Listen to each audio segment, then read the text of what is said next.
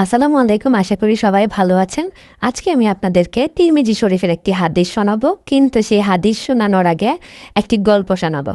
গল্পটা হচ্ছে যে ফসল কাটার মৌসুম ছিল তখন। মাহমুদ এবং তার স্ত্রী তাদের মাঠে ফসল কাটছিল। তাদের ছোট্ট শিশুটি তখন গাছের নিচে শুয়েছিল, আর তাকে পাহারা দিচ্ছিল তাদের কুকুর। তো একটা সময় কাজ করতে করতে তারা ক্লান্ত। তারা একটু বিশ্রাম নেওয়ার জন্য ওই গাছতলার দিকে যাচ্ছিল যেখানে তাদের শিশুটা শুয়েছিল। সেখানে এসে তারা দূর থেকে একটা ভয়ানক দৃশ্য দেখলো যে শিশুটা দোলনার উপরে উপুর হয়ে শুয়ে আছে।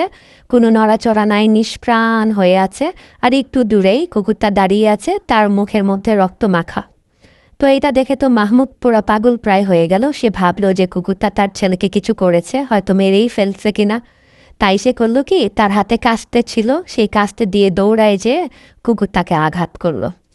তো কুকুরটা সেখানেই মারা গেল। তারপর মাহমুদের স্ত্রী জানালো যে না, তাদের বাচ্চা ঠিক আছে, সে মূলত ঘুমাচ্ছিল। তারপর দৌড়ায় গেল কুকুরটার দিকে। যাওয়ার সময় দেখলো সেখানে কয়েক ফুট দূরে একটা বিশাল সাপ মরে পড়ে আছে। মাহমুদের মাথায় তো আকাশ ভেঙে পড়ল।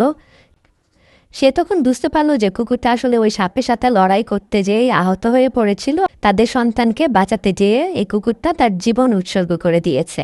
মাহমুদ ও তার স্ত্রী খুব দুঃখিত হলো, কারণ তারা একটা মারাত্মক ভুল করে ফেলেছে। মাহমুদ যদি রাসূল সাল্লাল্লাহু আলাইহি ওয়াসাল্লামের হাদিস অনুযায়ী আমল করত, তাহলে তাদের এই দুঃখজনক ঘটনার সম্মুখীন হতে হতো না।